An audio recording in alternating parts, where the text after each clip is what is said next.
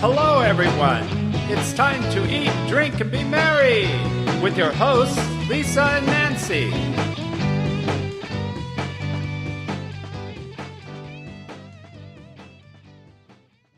Ruth Milstein, author of the Gourmand Award-winning recipe book Cooking with Love, Ventures into the New Israeli Cuisine, is back on Big Blend Radio today to talk about what Israeli cuisine is made up of, what kind of ingredients, and some of her favorite foods. And she's also going to share her recipe for couscous with tuna and capers. Now, Big Blend Radio, we have Ruth on the show pretty much almost every other month or so, and she's been on our shows for quite a few years. And you can see her recipes and listen to her interviews. Just go to blendradioandtv.com. You'll see in our expert department, or just type Ruth in the search box, and you'll find her. Also, her recipes and interviews are featured in the digital Big Blend Radio and TV magazine. But go to her website, ruthmilstein.com. She's got great recipes there, some videos, and really go get her new book. Well, her book has been there for a while, but it's a newly released version of Cooking with Love. It's a hardcover. You can get it on Amazon and, go right through her website as well for that, which again is ruthmilstein.com. Ruth, how are you? Very good. How are you? Doing good. Do you feel like you have a new book out because it's got the hardcover and it's a bigger book now, huh? Yes, it's a bigger book and it's hardcover, and the picture, it's full pages, all the pictures, and it's like a piece of art. Nice. You know what I love about Cooking with Love is that I love the photos, but the recipes, they seem to have a little bit of a Mediterranean feel as well. Is it because when you think about Israel, so many cultures are connected, right, to Israel? Yes. Mm-hmm. People came from like 200 countries, emigrated to Israel. That's a lot. Over 200 countries, yeah. Wow. So they immigrated, and the food just changed as more and more people came over. Yes, and that's the reason there is so many kind of restaurants, so many kind of flavors. So just name it. When you go to Israel, because I know you like to go home, do you what's the dining scene like when you start going to a restaurant? I mean, compared to America? First of all, you go to Israel. First of all, the people want to feed you. Okay. This is the first thing. Israel is a very tiny country. Yeah. What you're going to amaze you, everything it's tiny. The car is smaller, not like here. The sidewalk is narrow, not everywhere, but it's going to hit you. The sidewalk is narrow. The building, it's very high. It's like you feel like you are in New York. Mm-hmm. And people are very friendly. You ask a question, they invite you already to the house. Nice. They invite you. Yes, they're very, very friendly. Very, very friendly. So everybody wants to cook for you. I know that's how you are. And they want to feed you. They want to feed you. They want to help you. They're friendly. They're very friendly. Do you have a lot of restaurants, or do people really? A lot of restaurants, and every day new restaurant. Now they have Sudani restaurant because they have immigrant. They have like 300,000 Sudani that cross the border illegal, but they are still in Israel for I don't know for how long, for 8 years or 10 years. They have a lot of restaurants Sudani. Oh wow, that's nice. Yes, I don't know what type of food. I don't know what type of food. Something like Ethiopian food. There's a lot of Ethiopian food. I never tasted. It's new to Israel. Yeah, I mean, to me, that's the interesting thing. I think as cultures, we're always going to cross borders and do things, and I don't want to get into the political side of that stuff. But to me, I love to taste other cultures' food because. To me, it's like music. It's one of the first ways of understanding each other and where you are, right, is by the food, to me. You will understand. South Africa food, I don't know what South Africa food. I never ate. You know. Oh, you'd like it. Yeah, and it is different because we have so many different cultures living in South Africa, and I crave it. I miss it. And it's the one thing, if you opened up a restaurant saying, oh, it's South African food, there would be so many. You'd say, okay, is this from the Afrikaans people? Is this from the British side? Is this Xhosa or Zulu? I don't. it's different. And if you're gonna eat Bushman meat, you better go. I don't know. Good luck with that. You're gonna have to go hunting with them or something. But there's venison and things. But it is, and people do kind of connect with each other. In South Africa, they do. Barbecue is a big deal. So it's a braaivleis is what they call it from the Dutch side. But pretty much everyone does it in a way. And then they make what is called potjiekos, which is like a Dutch oven, and then they make a big stew over a fire, and it's out there all day long.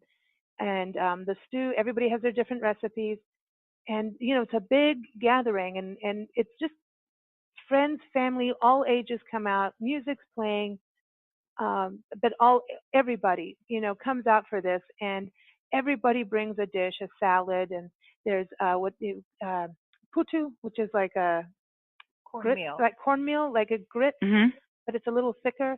And then what I call train smash, which is like tomato and onion stew with peppers. They serve that a lot. But traditionally, they put the food in a pot and sealed it with clay, dug a hole, in the ground, put the ground. Oh, this is the best food. Yeah, and then they put the fire on top, and they left it there for hours, all day. Yeah, I see it on TV. Yeah.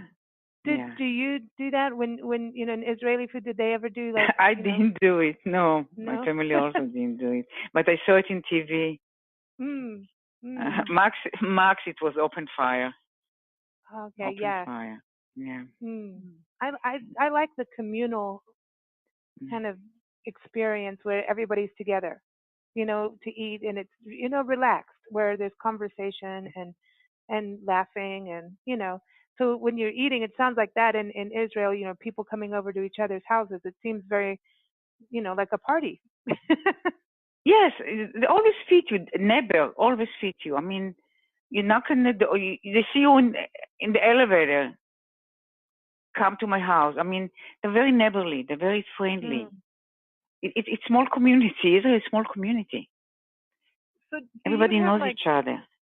Do you have those like outdoor like farmers markets? Oh, sure. That's fresh. What I love. Yes, fresh a lot. Yes. The colors and the smells. Yeah. And when you go, especially when you're in a different country, and you go to one of those markets, it's a lot of market, and it's not far from the cities because it's small. It's a small area. You don't have to drive from the city like 10, 20 minutes. You're already in some village. You're already in the house. You can buy it, yes. Or they come to you. I like that. I like that. Now, when we lived in Mexico, the bakery would, hear a honk honk in the morning, and they'd bring out all this fresh, pastries and bread and all these things, and you could go out, you could be having your morning coffee, and then, and it's still warm, and here it is, and it was delicious. It was so good. It was so good, So you didn't have to go anywhere to get it, but I like it when they bring it to you. Speaking of that, though, Ruth, if you go to a friend or family member for dinner, do you take wine like we do in this country? We traditionally bring wine or flowers, to the host. Oh yes, yeah. Okay. Yeah, usually when we're gathering, like dinner or holiday, if they invite you for dinner, we bring wine or flowers or something small. But if it's big gathering, many times each one of us brings some food, so to make it easy for the host. Like a potluck. To make it easy, yes. Yeah. Okay. If it's like a gathering like 30, 40 people, it's harder to make it easier. The word potluck is funny. I don't know. In this country, we call it potluck, and I don't know if it means you're lucky if it tastes good or you're lucky if you get some. It's like the pot of luck. It's a pot of gold. Usually, when it comes to food, the Israeli cook more than they need. We have food in the house more than we need. It's something with our background. Now it's like the third generation with us. Something with the Holocaust, with the pogrom. We cook more. We stock more in the house. I can say it on myself also. Many times I said, if I stuck in the house for 2 months, I have food in the house. Wow. Wow. Yes, I do have dry food in the house. Wow. I learned it probably from my parents. Mhm. Yeah. Yes, and this was going on in Israel for generation. Wow. For generation. So they have food. Always they have food. You can surprise nobody. You go. Always there is food in the house. Hot, cold. Always there is some food in the house. Just warm it up. It's ready.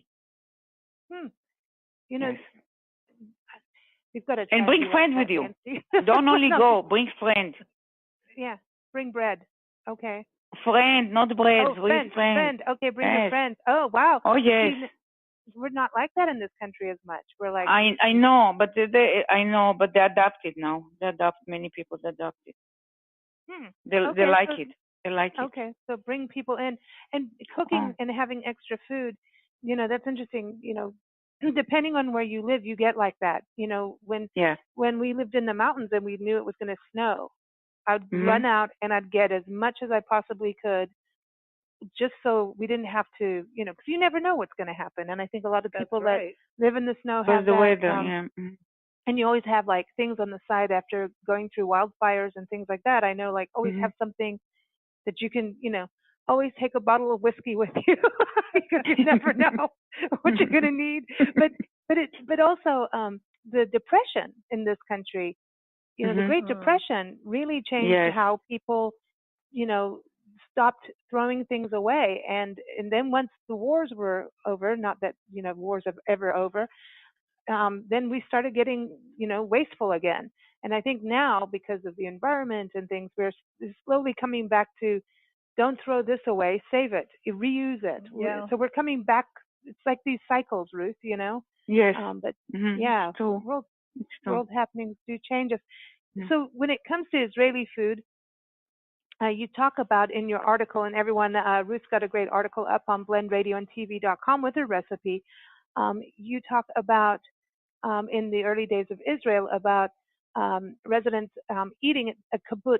And I remember as a kid, I know you and I've talked about this a while ago, but as a teenager in South Africa, a lot of my friends would go to Israel and work on a kibbutz for like a year, sometimes 6 months to 2 years. And I wanted to do it. I heard that you got free food and free vodka if you went and worked on a kibbutz. But you have to work, You have to work to get everything free. Yeah, you have to work early. Today, you don't have to work early in the morning. At the time, it was like years ago, you have to get up early in the morning. But today, everything it's modern. They give you a car today. They give you everything. You have to work and you get everything for free. You stay as much as you want, 6 months a year, and you have fun. Really, you make it's working on a farm, right? It's really a not always. No, now they have manufacture. They have offices. You can work. High tech, everything they have. You're talking about 50 years ago, farm, 40 years ago, 30 years ago. Now it's high tech, they have everything. They have manufacture, they have everything. Wow. Who knew? It changed. Kibbutz now with high tech. Huh. So the high tech industry is. It's a Silicon Valley. Yeah, the change. Yeah. With the time, the change. And they're traveling all around the world. Huh. They become richer. Also, kibbutz used to be only farming and, you know, trees and vegetables. This was the income. Now, no. They have manufacturers.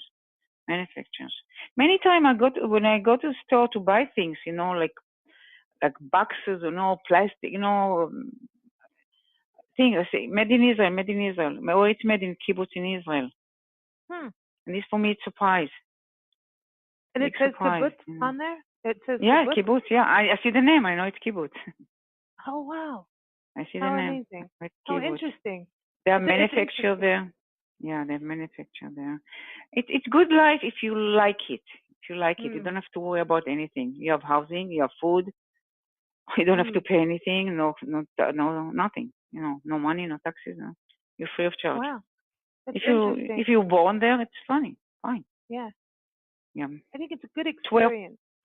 Way of life. It's like doing an internship, you know, when you go to college and you work for someone. So when it comes to the food, you talk about that there's like 2 types of Israeli food. some are Except the restaurant, yes. Yeah, so some Eastern Europe, and then the others get more like Yemen, Turkey, Middle East, Africa. All the Middle East, what we call, yes, yeah. Okay. The East Europe, you go to restaurant, you eat all the fancy food, you eat steak, you eat cooked food. The Eastern food, it's like falafel, shawarma, open fire, kebab, shish kebab, all this stuff. And it's schnitzel, it's fried chicken breast or turkey breast. This is different food. This is fast food. You get it it's not fast food. You eat it in restaurant. It's made very fast. You can eat it in plate. You can eat it in pita. You eat it very fast. It's fresh, always made fresh. It's inexpensive, and people love it. I like the quick food like that. I like it. Yes. And now you say, is it with all Israeli food or Jewish food, right? That is, you never put meat and dairy together, no matter. No, no. Unless it's a restaurant and kosher. If it's not kosher, there is not a lot of restaurant not kosher, but it says on the restaurant, you see small, in the window, this restaurant is not kosher. Okay. But if they have shellfish or all this stuff, people want to eat it. It says there is a restaurant that's not kosher in Israel, but they have to put sign that it's not kosher, like not to for people that. Otherwise, all the restaurant is kosher. Okay. All the rest is kosher. But if you want lobster or shell or shrimps, everything, they have great restaurant in Israel. Great restaurant in Israel. Okay. And great pork restaurant. is out for everybody. No one. If you want pork, also in the same restaurant, non-kosher, you can get it. Yes. Okay. But not everywhere. Not everywhere. I know that they grow pork in kibbutz. Oh wow. In kibbutz. Okay. So they yes. get But if you go to butcher like in Israel, I don't think you can buy it. No, you have to go to special butcher. A special butcher. Okay. Yeah. So you can get that. Yeah, because we were watching a TV show, and the host was of Jewish faith and talking about things that way, and then he ate pork, and I was like, well, what are you doing? Ruth's gonna say no. So she can tell. Everybody can eat whatever you want. Yeah, that's true. That's right. Yeah. That's what my stomach says. That's why all my friends, Lisa, Nancy, all my friends, they're kosher at home, but outside they eat non-kosher. Oh, okay. They eat pork, they eat shrimps, they eat. Oh, okay. So that's what they want. I respect it. Okay. Yeah. Okay. Yeah. Hey, everybody makes their rules of what they want to do. Oh yeah. That's So that's it's personal. Yeah. Yeah. Yeah. So let's talk about some of the foods that you say in the stores. There's these, you got these snacks you talk about, and oh yeah, when I go to Israeli store, I'm like a little girl in candy store. Yeah, really. I take all these snacks. I take all these snacks and I stack them. So you take it when you go to Israel. Do you ship things back or do you put it in your suitcase? I put it in the luggage. She's like luggage so because she leaves her clothes behind in Israel. Yeah. And comes home with a suitcase full of food. So I usually when I come from Israel, luggage only food. That's it. Dry food, only dry food. Right. Yeah, because the way TSA is. Because I don't buy really clothing or something like that. Only dry food. Okay. All the luggage dry food. I know that you like to get your turmeric there, right?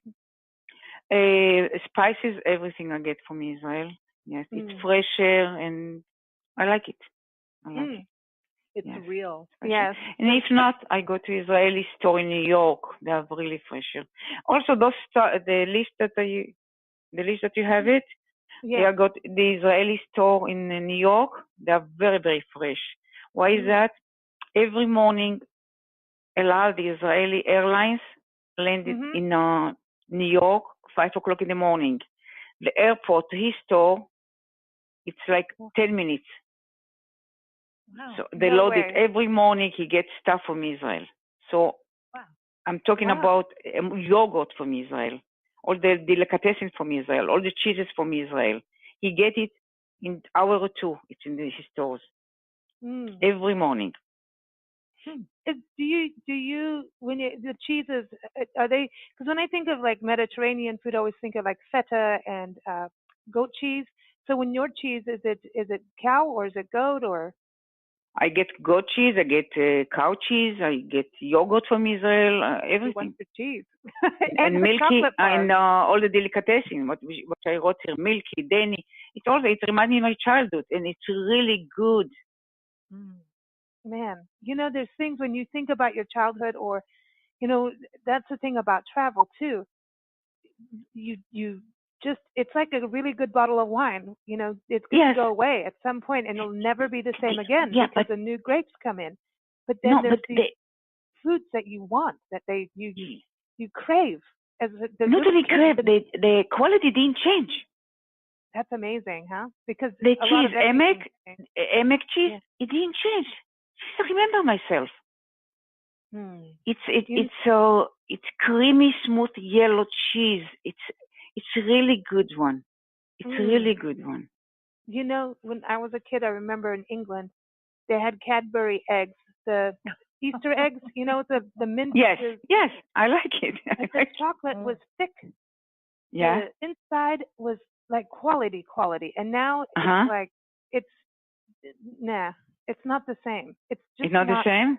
No, it feels like we watered chocolate down to sugar and water and put a little brown coloring in it. I think if you get it in England, you will have what you're looking for. But buying Cadbury in England better, yes, you're right. Yeah. England knows how to make candy. Yeah, and Cadbury, I think it's different. I think it's either done different here in the States with the same name, or the shipping takes so long that things just get old.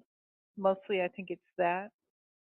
Because I noticed, like, when some of those Cadbury chocolate bars, I never saw the chocolate being kind of white. Yeah. Like, in England, we never saw that. But here... It's runny, No, but if you open it, it's almost as if the chocolate is so dried out that it's turning white. Yeah, the candy bar thing here is not like what it used to be. And it's got so many things that they've put in it now. It's not... Candy bars are not the same. Unless you go to an actual chocolatier, a chocolate shop where they're making things right there on the site, then we're getting into candy goodness.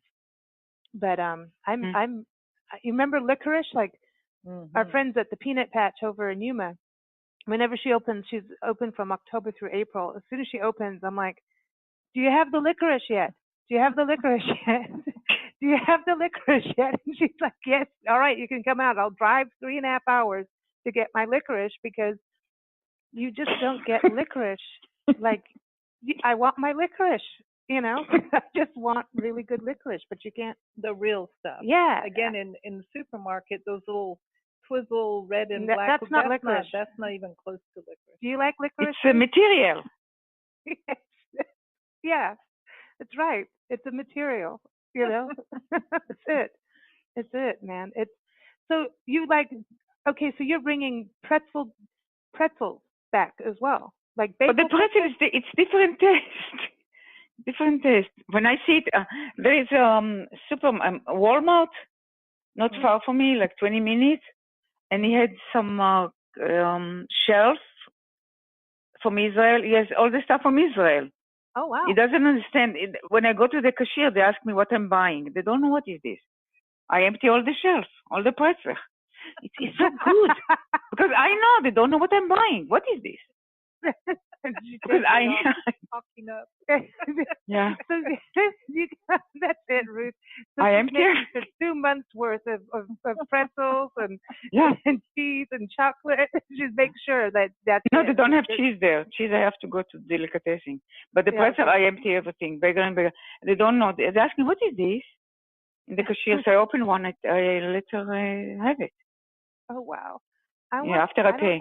Yeah. I'm going to go to Walmart and see if they have an Israeli shell. I want to see. Yeah. They have from Israel a few things there. More than a few things, They have, they have gefilte fish, all this stuff, I don't think we've ever. Maybe you see it, you don't know. It's from Israel. Okay. Well, I'm going to go look. Yeah. Ask a lot Israel. Ask Jewish for Jewish shelf. Oh, Jewish they have a Jewish shelf. Okay. Jewish shelf. Oh. Maybe there you're going to find it. Okay, I'll say, do you have a Jewish shelf? Yeah. Yes, maybe there you're going to find it. I have seen that here we have a chain of stores called Fry's, and I've seen that it's near the wine. They have like an international aisle, and they have they're international from different countries. Yes. Yeah, and then they have, and they're good about wine too. They have good wine. But they Israel have has great wine. See, there you go. Is it red or white or both? You have it all? They're both. From the mountain, Jerusalem mountain and Golan mountain. They have great wine. I just interviewed a journalist who's a science. He's a science journalist, and he went all over the world looking for the original grapes. And he was saying how they come from the Middle East up through Jordan, through Armenia, and all of that area. That's it. And the Holy Land. He's like the Holy Land. The Holy Land. Like, Jerusalem have great wineries. Yes, yeah, he's saying that is some of the best wine and the oldest grapes and the mountain oldest vineyards. Yeah. Yes. Really interesting. It's very, very interesting. Okay, so we got wine, we got cheese, chocolate. Now let's talk about your recipe. We're gonna get healthy now, Ruth. Couscous-salad. So it's a salad with tuna and capers. So the couscous. So we see that in the market too, and I know restaurants serve couscous, and it seems like couscous and quinoa became a big deal at some point together at the same time. Yes. Couscous is a much easier to cook and shorter and tastier. Oh, it's quick and tastier. It's not like waiting for rice or no, it's tastier because it's the way the package comes is it's like half cooked already. It's not white. Okay, so it's not cooked properly, and okay. So no, you have to cook it. You have to cook it for some time. But it's the way it comes. It's really easy to cook it. It's really easy to cook it. Would you put it in like a rice maker or steamer or something? No, just cook it. Depends the amount. Cook it for 2.5 cup of water. Chop everything ahead. Chop it ahead. Mix it, and it's ready. Voila, it's ready. Okay. The best to eat it room temperature. Oh. The best is room temperature. The first time I had couscous that I remember of, because I think we may have had this in Kenya. I'm not sure, or South Africa. But the first time I remember is my friends in San Diego had me over for dinner, and we had artichokes and lemon butter and couscous, and we were it was a good meal. It was light, it wasn't so heavy, which is nice in the summertime. The couscous didn't seem very, very heavy, but I didn't realize until you sent your recipe in that it's not a grain. I thought it was a grain. No, it's not a grain. It's not a grain. Huh. But it's okay to eat. It's not like eating a bowl of spaghetti. Oh, no. Okay. No, it's not a grain. And I can tell you, it's for serving, it's 200 calories. Fat is 4%. Carb is 13. It's loaded with iron, 15%. Calcium, and calcium 4%. And like when you eat it, you don't feel that heaviness from the rice. So you can eat more and more. And it's easy to manage. Very easy. I like that. I like that it's got iron too. We'll have to try some. Let's do it. We've had some before, but not like I want to follow what she's doing here because the salad part. So you've got the couscous and the capers. I haven't had capers for a while. I love capers. I like it with chicken, like in chicken marsala with the capers. But you've got turmeric in here. I see. A little bit for color, only for coloring. You like your turmeric, I know. And then the salad you've got. You say you've put oil, a lemon juice. capers, A little bit lemon, celery. yes. Ooh, the celery adds a nice crunch for this. Yes. Scallions, some cranberries. See, you like putting dry fruit in salads, right? It kind of gives that balance. Yes, a little bit the sweetness. If you don't have, you can use raisin also. Raisins or yes. cranberries. Yeah. Then you put turmeric and you put fresh black pepper. So you mix that together, and then you're mixing the tuna with this, or this is going on the top? Tuna in the top. Tuna on the top. You can mix it after if you want. Okay. Tuna, and then you just so you're not because it's not like it's not like what mayonnaise and tuna salad. This is different. This is mayonnaise. It's not so much really. It's not so much. I like this. And I add a little bit olive oil. So it's needed. Olive oil. Olive oil is very, and it's needed a little bit olive oil. Olive oil is very healthy. Very healthy. And you buy the tuna fish in the oils as well? Usually I buy it without oil, but for this salad I used with oil.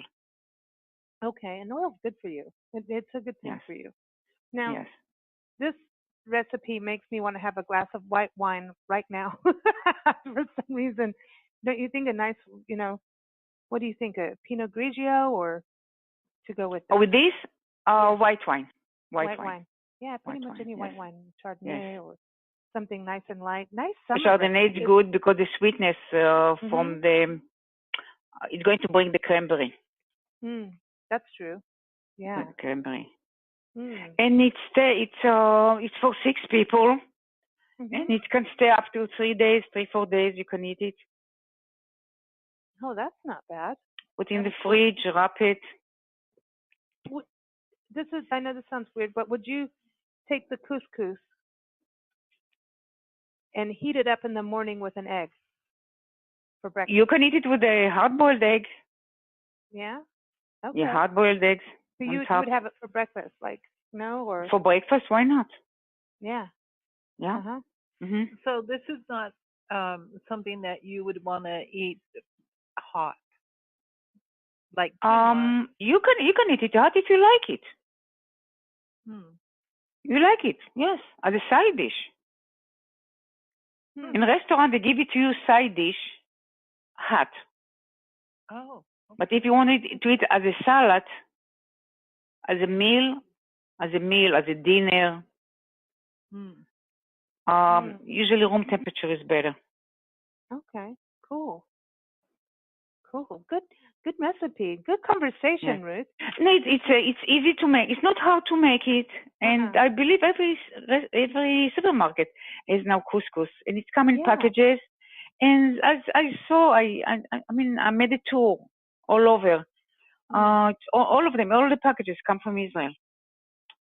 I think this is easy when you're traveling. Yes. When you're traveling, if you have a cooker, like if you do an Airbnb or, you know what I mean? So you don't have to wait too long. You always want something quick and easy to make. Yeah. And it's a few minutes to cook it. Cook it. Yeah. We have to try. I like this, Ruth. I like this. Yes. Everybody. And when are you going to Israel, both of you? When? There's a lot of food to try there. We're considering an RV, Ruth, to go on the road on an RV now. This is what's the next thing, the big blend bus. What do you think about that? Could you imagine that? You can't miss the buffet in the hotels in Israel. Oh, okay. No RVs. In none and around the world. The best breakfast in hotel is Israel. The hotel is for breakfast? The breakfast, all the hotels in Israel include breakfast. And the breakfast there, it's like one of the kind. I remember Atkach, the mayor of New York, he used to talk about it a lot. The variety of the cheeses, the fruit and vegetable, and the fish, all the smoked fish, and they give you so much food there. You don't want to leave the room, the dining room. Wow. No, the buffet in Israeli hotels is known in the world. Wow. It's known, yes. So when you talk about the breakfast, when you say fish, do you have like salmon or no? Or that, because there's lox, right? Salmon also. We don't want the salmon, we want the other fishes. Salmon, you have it everywhere. You want all the Israeli fishes there.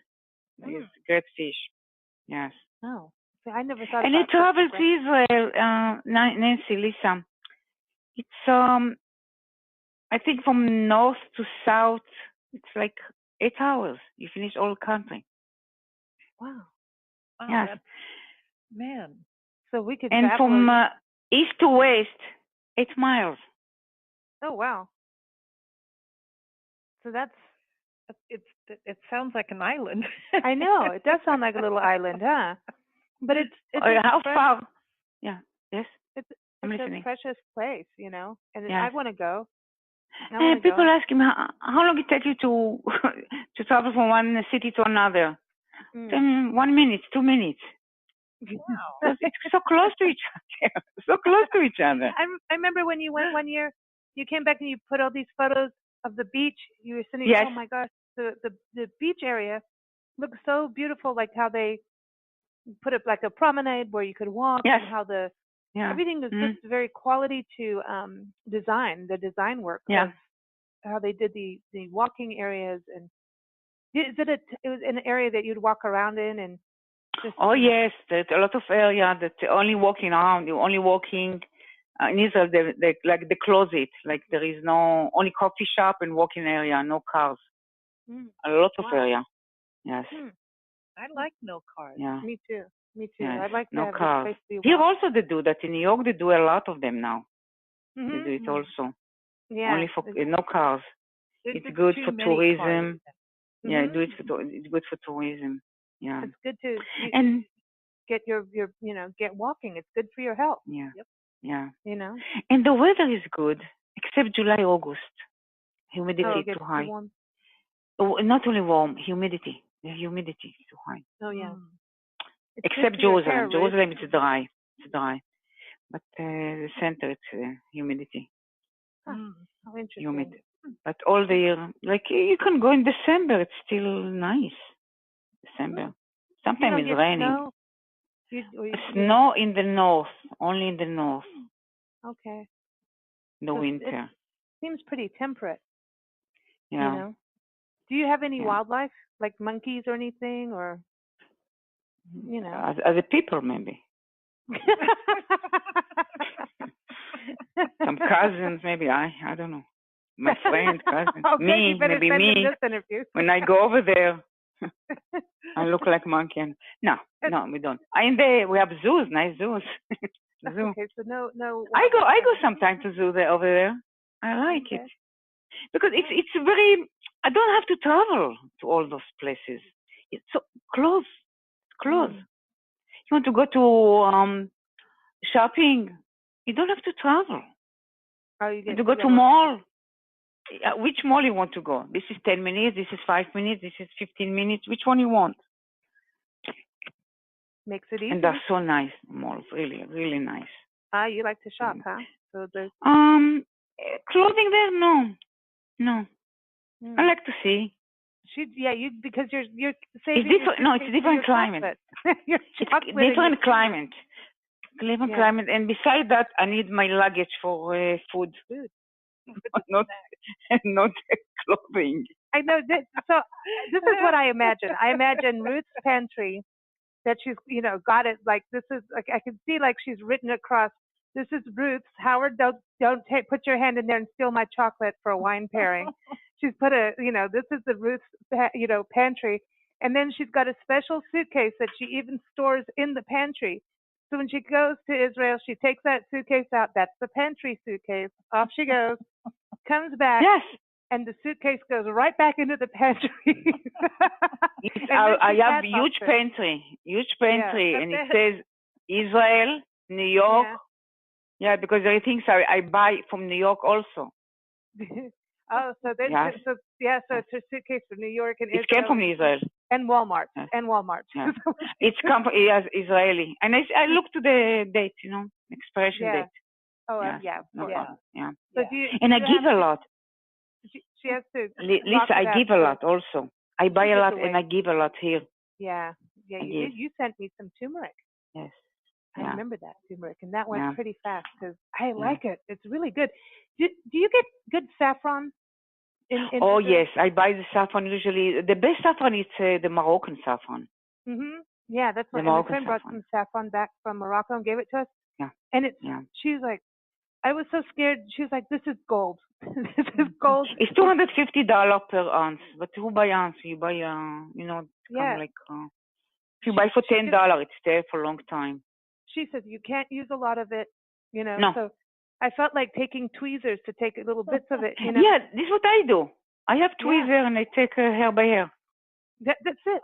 That's it. Because I was looking at this. What I do. Put in little napkins. She told me to keep it. We kept it in the fridge or the freezer? In the fridge. Keep it in the fridge. Yep. And that was good, man. You put it with some rice. That's strong. Yes. But it's good for you. You can put it with the couscous also. Yeah, that's right. Give it some nice color. Yeah, like saffron and turmeric. They're supposed to be very good for you. Very good for your body. So. But make the couscous. Couscous is good. Yeah, let's get some, spice it up. Couscous is good. The Israeli make a lot of joke about couscous. I would tell you, but not on the air. Oh, okay. Yes. Uh-oh. Uh-oh. Uh-oh.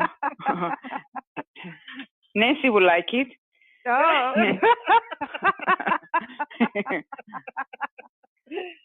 Does it? Uh-oh. No. But really, you're going to laugh. You're going to laugh. My brain is already going there. Yeah, I'm going to go. I never ate couscous in Israel. My mother never cooked couscous. I never had couscous in Israel, never. Because couscous was, in Israel, we know that who cook couscous in Israel? Only Israeli that came from North Africa. They cook every day couscous. They know the couscous. I mean, they brought it from home.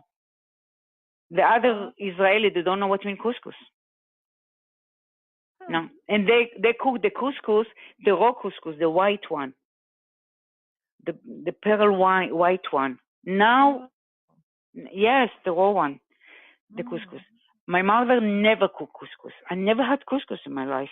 No, before. No, only here in this country, last few years. No, everybody couscous. Every restaurant, every fancy restaurant couscous. Martha Stewart couscous. Israeli couscous. Each time she cook, Israeli couscous. Interesting, huh? Food Network is all Israeli couscous. No, she did not learn it in jail. Did they let her cook in jail? I don't know. Yes, they have this. They have small kitchen. Yes, they do. Yeah, if you're because she's not criminal. She's not criminal. No, I don't. No. Yeah, she's good cook. She know. I don't know if she's good cook. She knows food. She knows food. Yeah, she knows food. Yes. She made brownies with Snoop Dogg. And then she went to jail. Yeah. No. Yeah. Now she's on Chopped. She's on Chopped? Yes, she's on Chopped as a judge. Oh my gosh, I want to watch it again. I haven't watched it for a while. Yeah, she's judge. We'll have to watch she's it. judge. Tonight she's there. If you want it, tonight she's there. Okay, we'll watch it tonight. I like Yeah, she's there. She knows food. Absolutely, she knows food. Yeah. Oh, I'm going to watch it now. Yeah. We haven't watched it for so long. We'll have to watch that. Yeah. Wow. Good stuff. Ruth, thank you so much. It's always so much fun chatting with you, and especially today talking about Israel, your homeland, and, hearing your stories of growing up. Yeah, it was fun. It was for me fun, really, to go back, to write the article, to build it and everything. And couscous is not really the Israeli food, but I want to bring it because now it's become famous in the, let's say, in the world. New York, they're talking about couscous. All the restaurant is couscous. And here, every fancy restaurant is couscous. Yeah. Isn't that fun? Because I think a lot of these foods start out as peasant food. Staples that you have every day in a certain culture, and it takes a few years, and then suddenly all the fancy restaurants have it. And the fancy restaurant. And I want to hear the using, which I'm happy, packages from Israel, all of them. See? So because all of them packages from Israel, New York, all of them. Say, that makes sense. They want to make me happy. Promote Israel. Yeah. I mean, it's when you see grown in California, grown in Arizona, People want to know where things come from. I like the labeling of food. Yeah. I want to know who made it, grew it, raised it, made the wine. Arizona, they grow a lot of things great. Yes, vegetable. Vegetable. I love the vegetable from Arizona. And we do nuts too. We have pecans out here in our area. A lot of pecans and wine. That's our two big things. But we have a lot of farms, even apple farms. People wouldn't believe it, but we have apples. Apple? So what's interesting. Why it tastes like material when it's come over here? Why is it what? Tastes like material, not apple. Because it's because the way people ship. The apples, you should have it from your backyard. It shouldn't, there's things that get shipped in. Like sometimes I think they freeze the fruit. Yeah. And then by the time it gets they're here, frozen, yeah. Yeah, and then especially if it's not really that season, and then all of a sudden, like the mangoes right now are really, really good. 2 weeks ago, they sucked. I mean, in a word, they just really, it's the same thing as avocados. And then all of a sudden, here comes all the big, nice, beautiful, delicious avocados. But when the avocados come in and they're full of hair and they don't work, Nancy, she gets mad in the kitchen. She's not cooking with love at that point, Ruth. No, if she gets mad. If the first thing in the morning you open an avocado and it's got these brown stringy things in it, it's all damaged, and you're trying to make breakfast, and then you look at this big brown spotted mess. It's like, like who did that? I don't want to cook. Yeah. After that, no. So I'm like, okay, if I'm going to open it, please be a good one. And then we have maybe a month where they're all nice. Oh, right now they're perfect. And then the little ones, after that month, there's no point. No, but at this point, I'm very excited. The seed's bigger than the whole avocado. I am in my heaven of passion fruit is my favorite passion fruit. But right now it is avocado and mango season, and they are beautiful. They are delicious, and I'm a happy person because of that. When they are good, good mango, juicy, not over juicy. I miss those big. What about jam? Jam from a mango. I make it once a year. Oh yes, and then very little sugar, really little sugar, not a lot. See, that's it. Little. When I said little, it's really little. You don't need a lot. So because otherwise it loses that ting. Because it's got that. It's like lemon and apple put together, mango with passion fruit. I made my own fruit. But do you like passion fruit? Did you get that in Israel? Yes. In Israel, did they grow it? Yes, It's a beautiful flower. They use it a lot. We used to call it grenadilla in South Africa and Kenya. It's grenadilla. Here's passion fruit. Pisciflora, they call it. Pisciflora. That's what they call it. I don't know where they got this name. It's a beautiful plant. It's a really good juice to make cocktails with. Passion fruit. Yeah. And the color also. The color. Awesome. Well, thank you so much, Ruth. Always fun. Everyone, thank you. Recipes and tips are up on blendradioandtv.com and in the September-October issue of Big Blend Radio and TV magazine. And go get her book. Thank you for having me. Thank you. Thank you. And cook couscous. Everyone, yes, cook couscous. Healthy. When you're cooking it, go couscous, couscous. Yes. We're gonna get some. We are gonna get some couscous. I'm into that. Ruth, if you don't, let me know. I will send it to you. Okay. Let me know. Okay. I'll let you know. We're gonna get it. Everyone, the book is Cooking with Love: Ventures into the New Israeli Cuisine. It's on Amazon now. The brand new hardcover, new edition of it, and it's beautiful. Also go to Ruth's website, ruthmilstein.com. And we also love to play music for our guests and, of course, for our listeners. And this, we're going to play an olive branch. Now, here it is. I know we're talking about Israel, but, I know Ruth likes olives. I love olives. Play, an olive branch. It is off of the album Alluvia, and the album is from Evren Ozan. So go to ozanmusic.com. It's beautiful, beautiful music. I know you'll all enjoy it. And don't forget, go to bigblendradio.com to keep up with our shows. They air Sunday through Friday. You can listen live as well as they go live and on demand anytime. So check it out again at bigblendradio.com. Thanks so much, Ruth. You take care. Thank you for having me. All right. Talk soon. Bye-bye. Bye. Here it is, everyone. I'm listening.